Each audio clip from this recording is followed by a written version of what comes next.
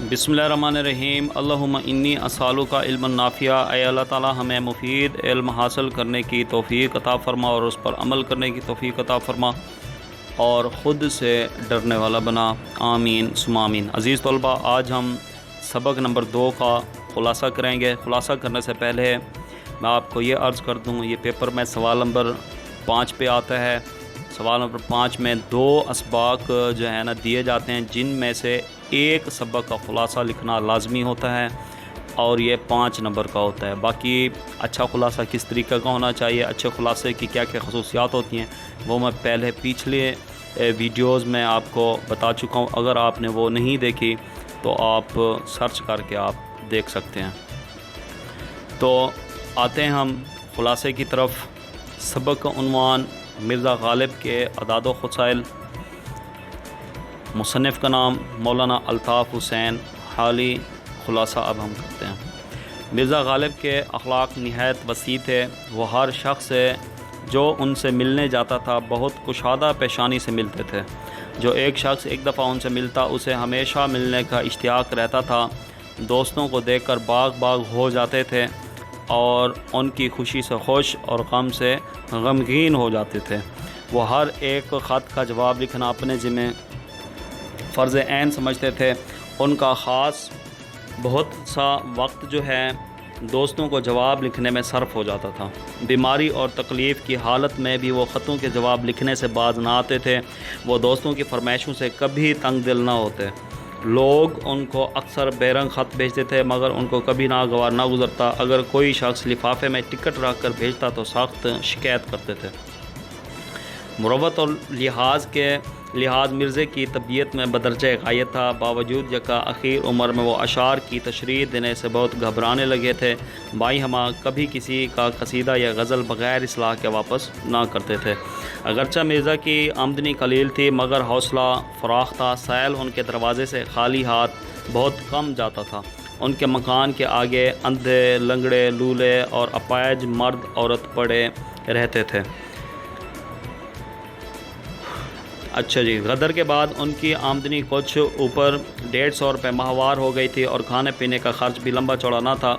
मगर वो गरीबों और मोहताजों की मदद अपनी बसात से ज़्यादा करते थे, इसलिए अक्सर तंग रहते थे। मिर्ज़ा अपने दोस्तों के साथ जो गर्दिश रोज़गार से बिगड़ गए थे नहायत शरीफाना तौर से सलूक करते थे। दिल्ली के अमायत में से एक साहब जो मिर्ज़ा के दिल्ली दोस्त थे और 1857 के बाद उनकी हालत सकीम हो गई थी, एक रोज़ छीन का फरगल पहने हुए मिर्ज़ा से मिलने आए। मिर्ज़ा ने कभी उनको मालीदा या पाजामा वार वग़ैरह चोगों के सिवा ऐसा हकीर कपड़ा पहने नहीं देखा था। छींट का फरगल उनके बदन पर देखकर दिल भर आया। फिर इधर उधर देखकर खोंटी पर से अपना मालीदा का नया चोगा उतार कर उन्हें पहनाया और इस खूबसूरती के साथ वो चोगा उनकी नज़र किया। ज़राफ़त मिजाज में उस कदर थी, अगर आपको बजाय हैवान नातिक के हैवान ज़रीफ़ कहा जाए तो बजा है। एक दफ़ा जब रमज़ान गुज़र चुका तो किले में गए। बादशाह ने पूछा, मिर्ज़ा तुमने कितने रोज़े रखे? अर्ज़ किया, पीरो मुर्शिद, एक नहीं रखा। बावजूद यका मिर्ज़ा की आमदनी और मकदूर बहुत कम था मगर खुददारी और हिफ्ज़ वज़ा को वो कभी हाथ से ना जाने देते थे। शहर के उमरा अमायद से बराबर की मुलाकात थी। कभी बाज़ार में बग़ैर पालकी या हवादार के ना निकलते थे। अमायद शहर में से जो लोग उनके मकान पर आते थे ये भी उनके मकान पर ज़रूर जाते।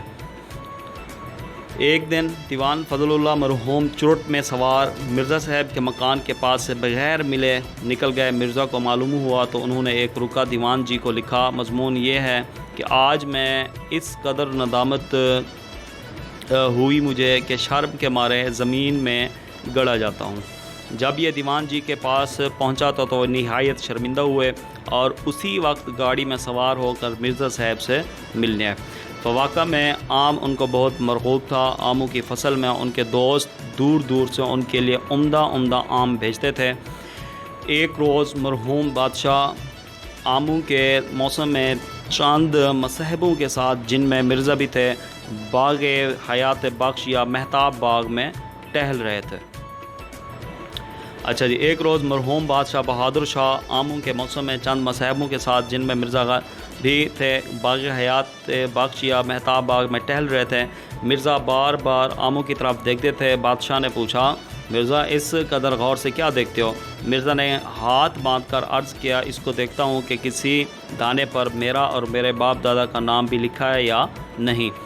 بادشاہ مسکرائے اور اسی روز ایک مہنگی عمدہ آموں کی مرزا کو بھجوائی۔ نواب مصطفیٰ خان مرحوم ناقل تھے کہ ایک صحبت میں مولانا فضل حق اور دیگر احباب موجود تھے اور آم کی نسبت سے ہر ایک شخص اپنی اپنی رائے بیان کر رہا تھا، اس میں کیا کیا خوبی ہونی چاہیے۔